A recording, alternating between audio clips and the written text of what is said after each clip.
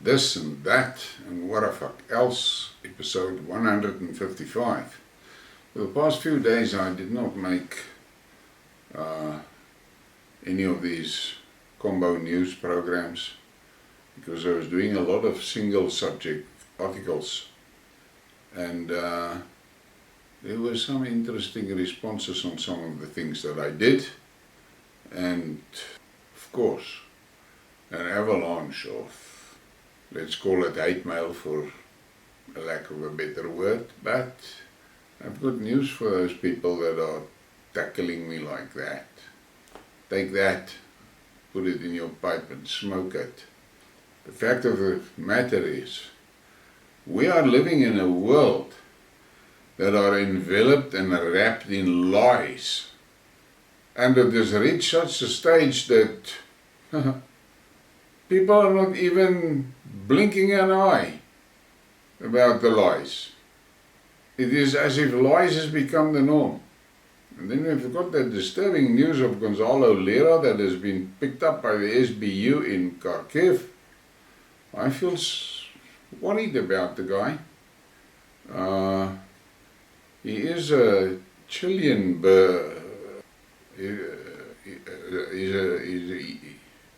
he has a Chilean citizenship and American citizenship.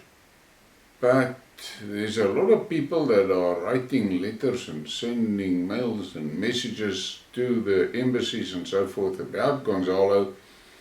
But I have a dirty suspicion that at the American embassy is going to fall on deaf ears, because Gonzalo tells the stories as it is, and he had guts. I mean, he was sitting in Kharkiv, which is a Ukrainian city.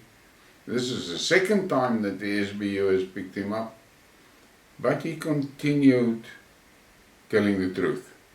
And here, locally for me, I have been terrorized by that Nazi stalker of mine, and this morning I lost my temper. I'm sorry about that, but that's okay. And then there's another thing that I need to rectify, and that is in my article that I did on the bombing of that Russian guy. I said that he and his daughter got out at the destination, which was his house, which is wrong. I read an article this morning of a message posted on Telegram by himself. He is now out of the coma and so forth, and he is communicating. The fact is, he drove his car, his driver was in the passenger seat, and he dropped his daughter off before he got home at another destination, so she was not close to the explosion, and he himself was in the driver's seat when the bomb went off, and the bomb was planted under the passenger seat, and that killed his driver and broke both his legs. But it seems like he is out of danger, and I'm sorry for that, but this is how it happens sometimes. There's so many articles that comes out that sometimes you can get it wrong. And on that one, I got some of the facts wrong. But let's get to the news. I'm going to start off with this one. And this is something that is extremely disturbing to me. And I have been toying with the idea of doing a Skidmark just on this, but I decided against it. This girl, Masha, was born during the war, 2015, and died during the war, waged by the Kiev regime. 2 days ago, as a result of a shelling by Ukrainian terrorists, the first grader of school 57 in Donetsk was burned alive on a bus along with her grandmother, who worked at the same school as a janitor. I was so upset because in this, there was a video of her where she was telling about her life in Donetsk under war conditions. But my Zazi stalker thinks, no, this is not a problem if the Ukrainians kill children like this.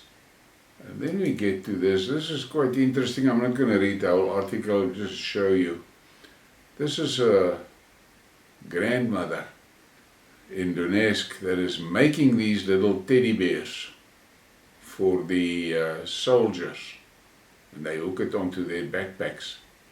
And the reason why I'm posting this is just to give you an indication of how committed the Russian citizens are towards this war in the Donbass.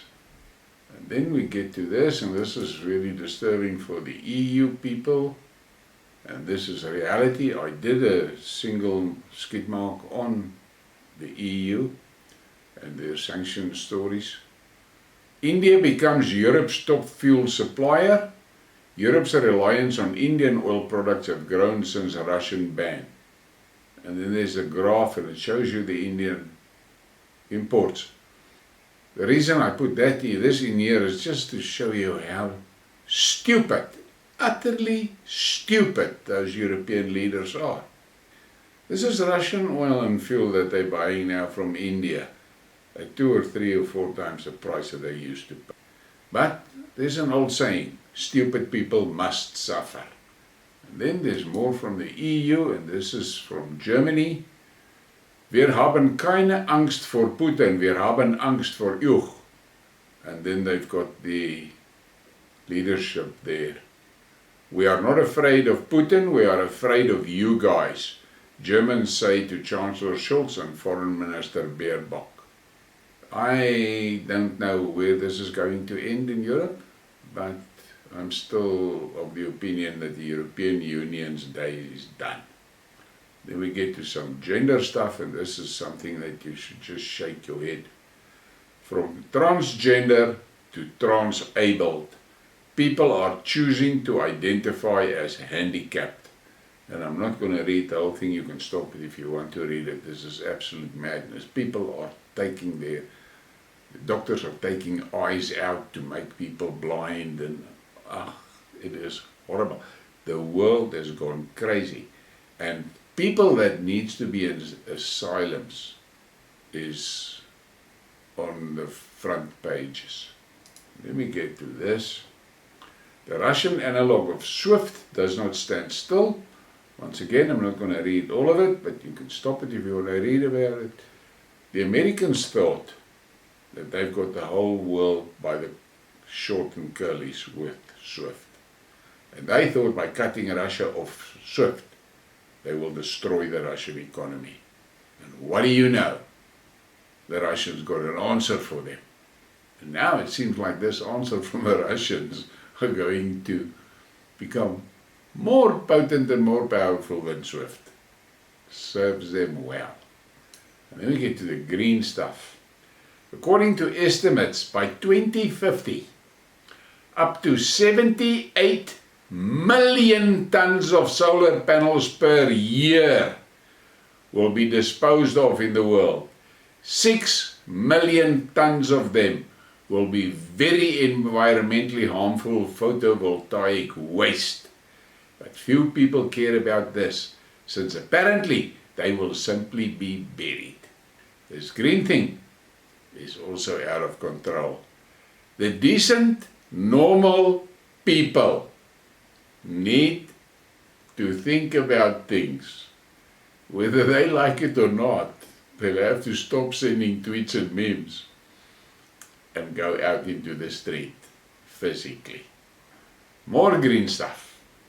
The world is a worse place because too many look at this and shrug their shoulders, unable to comprehend what it means at scale. Mercedes-Benz electric vehicle owners in North America who want a little more power and speed can now buy 60 horsepower for just $60 a month. $60 a month. Or on other models, 80 horsepower for $90 a month. Now, what you must understand about this is you're going to pay Mercedes a fee, and they will enter a few keys there on a keyboard, and your car has got 60 horsepower more or 90 horsepower more. But there's more. From that same keyboard, they can disable your car. So think about these electric cars. It's not about transport, it's about control. And then we get to the Middle East. Iranian Supreme Leader Ayatollah Ali Khamenei decided the presence of the US military in Iraq during a meeting with Iraq President Abdul Latif Sharif in Tehran on Saturday. The presence of even one American in Iraq is too much, Khamenei said, Iranian state media reported. Americans are not friends with anyone and are not even loyal to their European allies, Khamenei said, as he called for Iran and Iraq to expand bilateral cooperation. The Middle East is getting their stuff sorted out. And if the Americans has any wisdom, they will start packing their bases up there and go home. Pretty soon they're going to find themselves in a very hostile environment. And don't fool yourself. Between all these Arab nations, before America can get reinforcements there, those bases will be ashes. And then we get to Gaddafi. Take the picture. This is him. And here is his words. Wisdom that we need to pay attention to. Gaddafi during the invasion of Iraq on the future of Russia. For 4 months you've been bombing our country, and everyone is afraid to even condemn it. If Russia was still in the world, the real Russia, the united and great Russia that defended the weak, you would not dare. But it is not, and you triumph. Albeit in vain, yet you forget one thing. Life can unfold, and so much can happen in the future. And we see that now. And then we get to NATO. One of these countries has been at war for 90% of its existence and has started 81% of all wars since 1945. The other country is Russia. Let that sink in. And then there's this one. Take a good look at this graphic. All those countries against Russia. And they're not doing too well, I would say. But my Nazi stalker is of the opinion that the Ukrainians are going to destroy the Russian army. Then we get to the UK. UK to purchase missiles with a range of 100 to 300 kilometers for Zelensky. According to the information published on its website, the list of military equipment and ammunition for Ukraine includes long-range missiles with a range of 100 to 300 kilometers. Applications from bidders are open until May 4th. Those British, they are looking for trouble. What the fuck are they doing in the Ukraine? They're on a little island far away from there. But they piss the money into the Ukraine.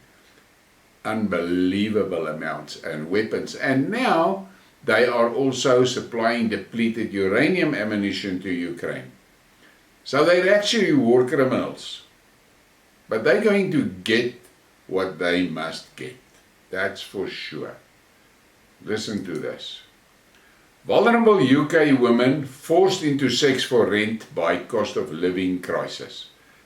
In Britain, because of failing incomes, paying for housing in kind has become so widespread that authorities are about to pass a new law against such landlords. Women are increasingly being forced into survival sex because of the cost of living and amid worsening conditions for Britain's most vulnerable people. Charities warn that rising costs combined with years of underfunding mean that women, including those with trauma and mental health problems, are being forced to have sex in exchange for housing or other basic needs. Landlords also demand sex in exchange for discounted or free housing, which is becoming a big problem for migrant and refugee women. A support worker for the charity said she had spoken to women who are trapped in escorting or selling sex, and several who are having to top up low-wage jobs with sex in order to make ends meet. That is the Britain that has billions of pounds to pump into Ukraine while their own citizens suffer. But the EU does it, America does it, Canada does it. All of them do it.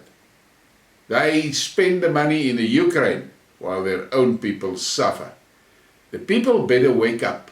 The civilians, the citizens need to wake up. These politicians is an exclusive race on their own, a species of elites. They don't give a fuck about you, the voter.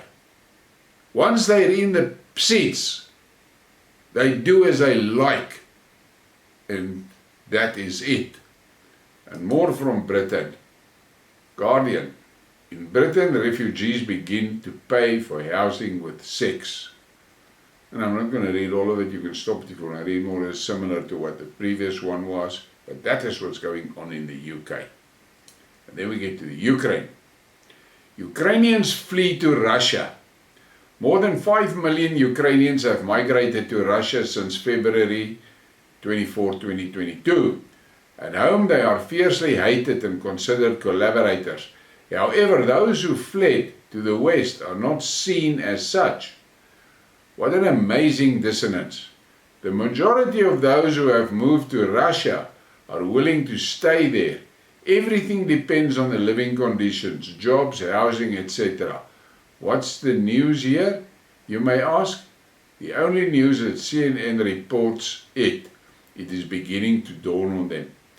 But 5 million that moved to Russia. And I listened to a interview with a guy that moved right to the eastern part of Russia.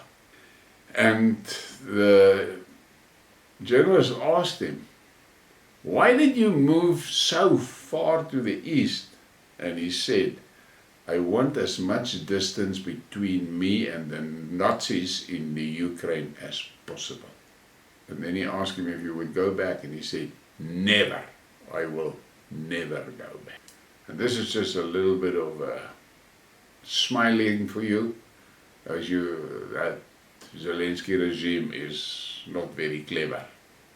The Indian community was deeply insulted after the Ukrainian Defense Ministry posted a blasphemous picture of the Hindu goddess Kali. Look at that image and just shake your head. Those guys in Kiev are not very bright. And more from the Ukraine. Eurovision 2023 contest inspires Ukraine LGBT troops. You can read the rest if you want to. Take note. LGBT troops. And then we get to the US. American political analyst Farid Zakaria on the threat of dollar weakening. In his view, Americans should be worried. America's national debt has almost quintupled from 6.5 trillion 20 years ago to 31.5 trillion today. The Fed has solved a series of financial crises by massively expanding its balance sheet almost 12-fold, from 730 billion to 20 years ago to 8.7 trillion today. All of this only works because of the unique status of the dollar. If it weakens, America will face an unprecedented reckoning, the analyst said. And we can see it. The days of the dollar as the international currency is done. But I don't think the American citizens realize exactly what's going to happen to them. More from the US. The grand opening of the Satanist Festival in Boston. They tore apart a Christian Bible on the stage as a symbol of systemic oppression. But it's not the same as when Nazi radicals in Sweden or Netherlands burned the Quran in public in the name of free speech. Apparently in the West, Nazis, Satanists and wokes have a common goal: to eradicate any trace of religion in their home countries. Take note of that. And more from the US. Andy Borum, this guy, Bill Counts, tweeted, "For someone so anti-American, you sure pay a lot of attention to it." And Andy Borum answers, "People are forced to pay attention to America because it's around the world threatening and attacking countries every single day. There are hundreds of US bases surrounding China, for example. How many Chinese bases are surrounding the US? Answer, 0. People want to ignore America, but America makes it difficult." And that's it. And then the next is just a meme that you can look at. I'm not going to read and talk anything about it. It's written on there. But look at that, because this channel has now changed again. Some of their filtering, and for us doing stuff that I'm doing, it's difficult. Look at the following image. Just look at that, and look at that blue there. And this was in a program where there was 3 guys discussing that specific thing that we cannot name anymore, and you can see it there in the blue, and this has now become a forbidden word. The same with that initials of swab operation is also a hot word, and then that other thing where you have to redo things. You know what the real word for is, the great redo. We can't use that word anymore. And then we get to the what the fuck moment. And look at this image. That is based on that mumbling, stumbling bullsup that Cyril did with South Africa's position in the ICC. And the image indicates Putin phoning Cyril, and Cyril replies, no, you see, I did withdraw, I did, yesterday, yes I did. What a fucking joke. Let's laugh about it. And on that note, please give me a like and a subscribe. And I want to thank the people that are supporting the channel financially. I really appreciate it. And if you want to do it, you'll find a link in the description below the video. I would appreciate that. Thank you.